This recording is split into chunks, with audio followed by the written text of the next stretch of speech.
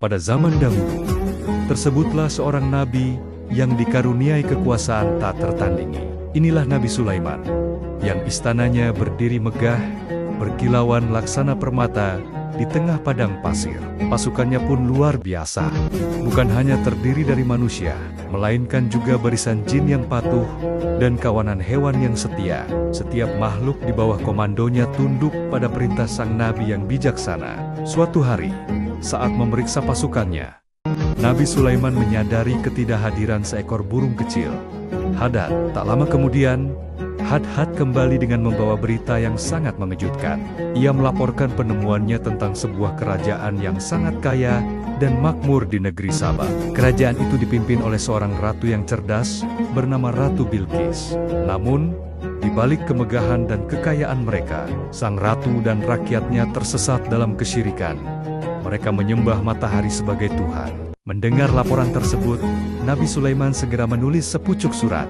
Surat itu bukanlah surat biasa, melainkan sebuah undangan agung yang berisi seruan untuk menyembah Allah yang Maha Esa.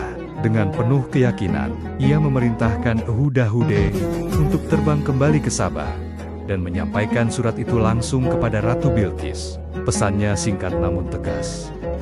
Datanglah kepadaku sebagai orang-orang yang berserah diri. Menerima surat dari sosok yang tak dikenalnya, Ratu Bilqis mengumpulkan para pembesarnya. Setelah berdiskusi, ia memutuskan untuk menguji Nabi Sulaiman. Ia mengirimkan utusan dengan membawa hadiah-hadiah yang sangat mewah, berupa emas, permata, dan barang berharga lainnya, berharap dapat melunakkan hati atau sekadar memamerkan kekayaan Sabah. Namun, Nabi Sulaiman menolak hadiah itu dengan tegas. Karunia yang Allah berikan kepadaku jauh lebih baik daripada apa yang diberikannya kepadamu, ujar sang nabi, menunjukkan bahwa kekuasaannya berasal dari sumber yang jauh lebih agung. Yakin bahwa Nabi Sulaiman bukanlah raja biasa, Ratu Bilqis memutuskan untuk datang langsung menemuinya. Mengetahui rencana kedatangan sang ratu, Nabi Sulaiman ingin menunjukkan mukjizat dari Allah. Ia menantang pasukannya. Siapakah di antara kalian yang sanggup membawa singgasananya ke sini sebelum mereka datang kepadaku berserah diri? Dengan izin Allah, seorang ahli kitab yang saleh memindahkan singgasana Ratu Bilqis dari Sabah ke istana Nabi Sulaiman. Hanya dalam sekejap mata, ketika Ratu Bilqis akhirnya tiba, betapa terkejutnya ia. Di hadapannya berdiri singgasana miliknya, persis seperti yang ia tinggalkan di negerinya. Nabi Sulaiman bertanya, "Apakah singgasanamu seperti ini?"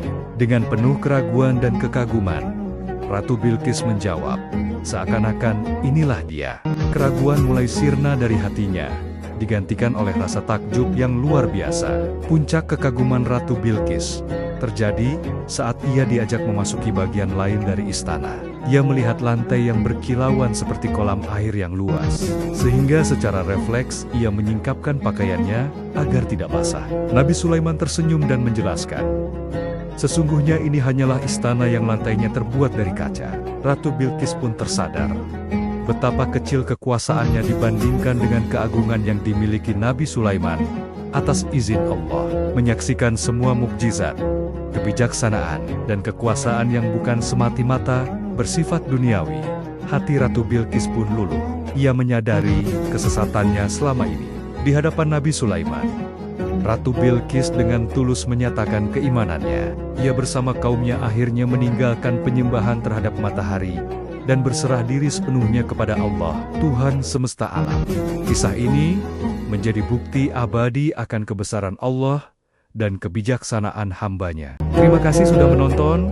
Jangan lupa untuk subscribe agar selalu mendapatkan lebih banyak lagi kisah inspiratif seru lainnya. Wassalamualaikum warahmatullahi wabarakatuh.